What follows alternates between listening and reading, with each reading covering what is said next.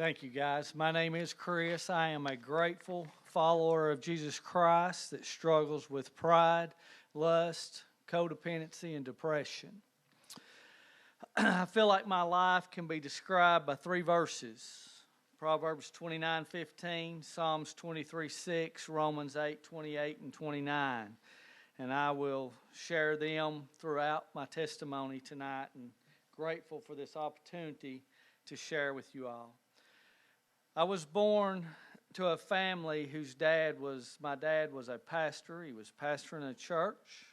When I was 3, my dad had an affair on my mom with a lady he worked with. They divorced, and my mom quickly married a man that struggled with alcohol. My dad took a very back seat in my life. I never had a relationship with him until after I was married. We became close in my adult years, and then in 2020, my dad died of COVID. I grew up in a home with a stepdad who worked and provided as much as he could have, struggling with alcohol. The struggle for me was the lack of peace in the home, never knowing if he was going to come home, never knowing how he was going to come home, never knowing the fight that would happen when he got home. Never knowing how he would treat my mom, never knowing how my older brother would get involved. It was a constant battle and a constant fight. So my life as a childhood was filled with anxiety, nervousness, sick a lot. Pepto-Bismol was my choice of drink. In this home of anxiousness, I found pornography. I found it when I was really young. Matter of fact, just to be honest with you, I don't remember a time of not having availability to pornography. I don't remember. I was so young. Started out as magazines, moved to VHS tapes. See, viewing porn became what would settle me when I was anxious. Viewing porn became what would satisfy me when I felt weird. It became my go-to. It became my medication. It became what I looked to when I needed something to calm me. So that was porn. I tried alcohol the first time when I was in the 5th grade. I didn't like it. Tried a few more times through middle school and high school. Didn't go to it. I tried marijuana in the 7th grade, and I did smoke it through middle and high school, but at the end of the day and end of the night, guys, drugs was never my medication. Pornography was my medication. It was what I went to.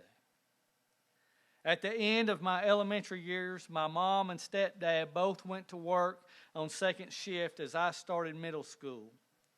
At this time, my older brother had already left home. My younger brother was 8 years younger than me, so he had a babysitter, and I was left alone. I was in the 7th grade, and I had no curfew and no supervision. I came and went as I pleased. It was a miracle of God that I was not killed or in bad trouble. Proverbs 29:15, the first verse I talked about, says, "A child left to himself brings shame to his mother." Boy, it was true for me. You know the commandment that says, honor your mother and father? Well, that was enough to send me to hell, right? But I didn't get there. There's a reason I wasn't killed, and there was a reason I didn't end up in trouble. Out of nowhere in my life at that time, neighbors began to show up. A girl that I went to school with, her dad began to take an interest in me, and he rode horses and had horses, and he'd invite me to the barn, and he'd say, come over this evening, let's ride, come over here. He began to pursue me. He began to watch after me. And then it wasn't only him that began to show up. I had other friends that said, come and stay the weekend with me. Come and hang out with me. And what I began to realize very quickly is that my mom always said, we're Christian. We're Christian. But then as I began to hang out with these families, I began to realize, man, if we're Christian, we don't do what other Christians do. We might say that's what we're doing, but that ain't what's happening at our home. What's happening at their home looked much differently. And God just began to bring these people into my life that wanted to spend time with me in a positive way. That's where I come to the verse, Psalm 23:6. Psalm 23:6 says, surely goodness and mercy shall follow me all the days of my life, and I will dwell in the house of the Lord forever. The word follow literally means to chase. See, I believe that God was chasing after me in those years when I was spending them alone, dishonoring my mom. I believe that God was chasing me with His goodness and His mercy and His grace. I believe He was protecting me and watching after me, though I didn't see it. I didn't get it. And I didn't come to Christ during those years. See, this took me into my high school years, and it was in my high school years that I became sexually active. And see, I remember all that I know about sex is what I've seen in pornography. And in case you ain't figured this out yet, pornography is a liar.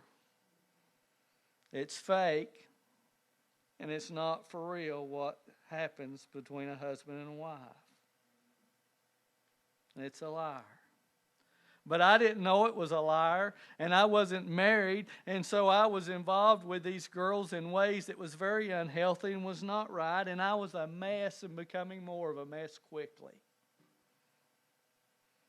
Now let me back up and share with you about my dad's parents. You see, my grandfather was also a pastor. And I usually spent a week with them during the summer and a couple of days at Christmas. Their home was structured and predictable. I didn't have anxiety when I was there, but I didn't get to spend much time there. When I was 19, I was still a mess, and I had no direction in my life. And I thought, man, I'm driving, I'm free. I'll visit the church that my grandfather pastors. It was in that church that God got a hold of my heart. It was in that church that He let me know that all of those chasing, all of those people that were in my life in middle school that showed up, that took interest in me were love letters from heaven. It was then that everything began to make sense, that I understood how He was chasing me. And it was that moment in that church that I fell in love with Christ. I began to love Him. I began to love His Word and understand it. It was there that God called me to full-time ministry. It was there that God began to do a work in my heart. But there was an issue. You see, I know people who get saved by the grace of God and, man, come to Christ and the Spirit comes in and all their bad appetites and desires disappear in a minute. Well, mine didn't. Do you know not everybody's does? Do you know that just because you come to Christ doesn't mean all your bad appetites disappear? Mine didn't. I didn't have that. I glory and celebrate with people who tell me, I put it down and I've never desired it again. Well, thank God for that. But that's not been me. That's not been the deliverance that God had for me. Mine's been different. And as I begin to see to grow in this church, the one thing I begin to recognize is there wasn't nobody else in this church struggling with what I was struggling with.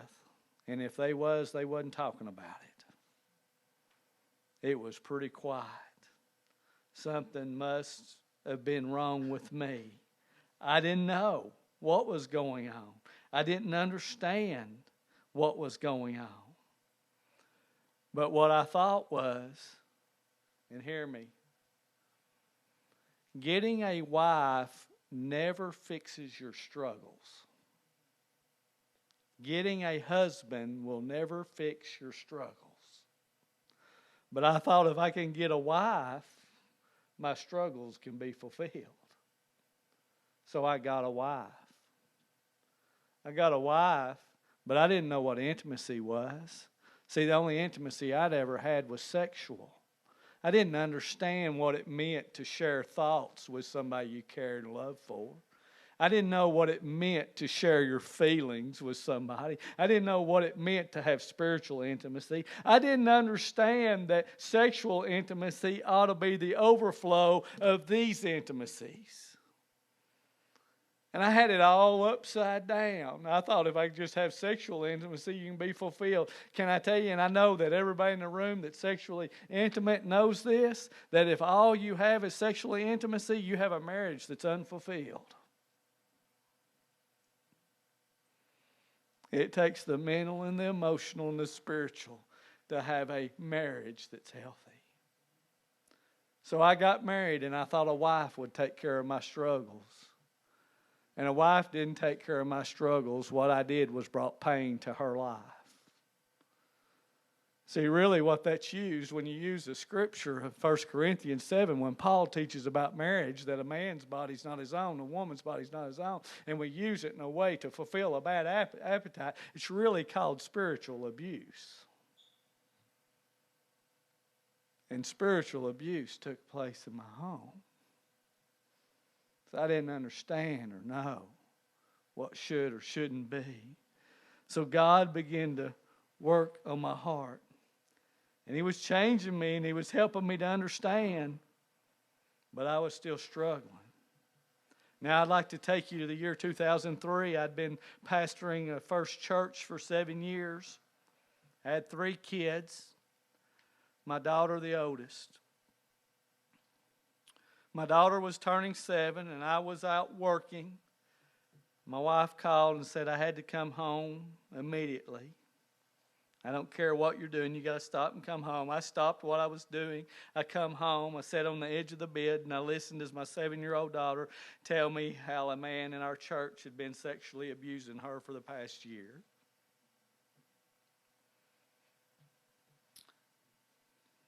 It was at this time that God began to do a work in our hearts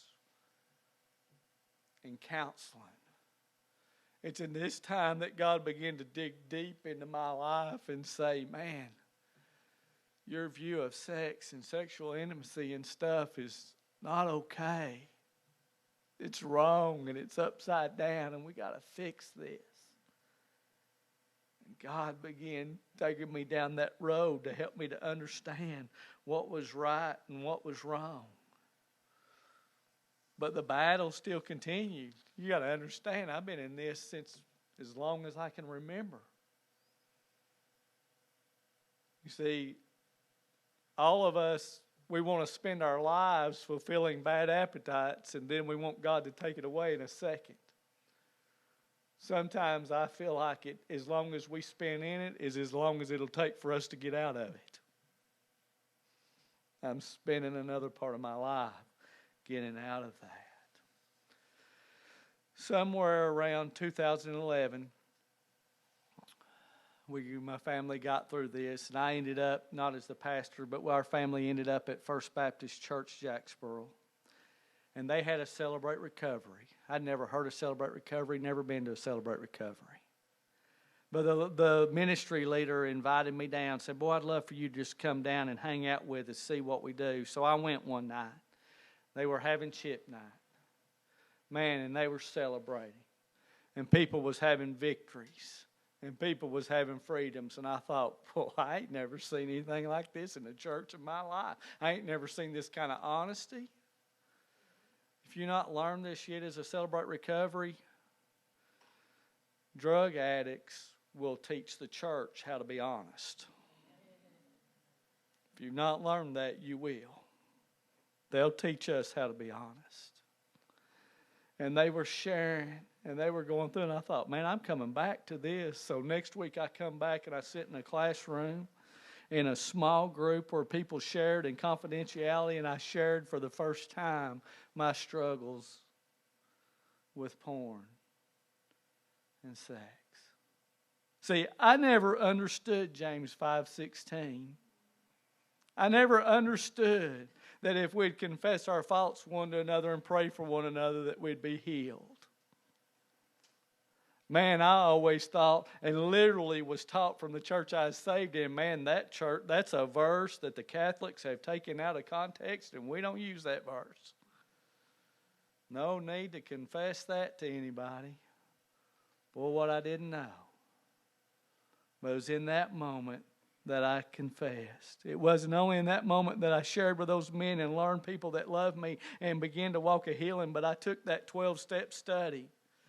Boy, and in that 12-step study, I opened up, boy, and got to that inventory time and listed those people that I blamed. My mom, my stepdad, the freedom, the things that was in my home. Boy, as I began to list those people that I blamed, and I began to take them off my blame list, and I began to acknowledge my own responsibility, and I began to forgive them and begin to make amends, and in all that, boy, I tell you, you get to step 4 of that, man, it's hard, isn't it? But step 4 of the 12 step will be the thing that sets you free. But you don't just do it once, you do it over and over. You make it a lifelong step. And then, guys, in 2020, after much difficulty and after 28 years of marriage, my wife asked for a divorce. From July of December of 2020, I think I was in shock. But in December, I woke up and God began to reveal to me the depth of my sexual addiction, the depth of how I've treated her, the depth of how I didn't understand intimacy, the depth of my pride, the depth of my ugliness.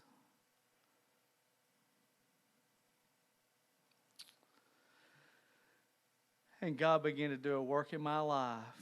And I do not know if I am past this, but I know that God is working in my life. I know He's digging up roots that's grown deep in my life, and He's tearing down pride that has kept me from surrendering to Him. He's calling me to be dependent on Him, and He simply has asked me, honor me today, and I'll take care of your future. Romans 8:28 says, for all things work together for good to those who love God or are called according to His purpose. I believe that. All things work together for good. And God is working all things good. It ain't been fun. It ain't been always, I ain't felt like it's always been good. But I know God is changing who I am, conforming me to the image of His Son. Thanks for letting me share.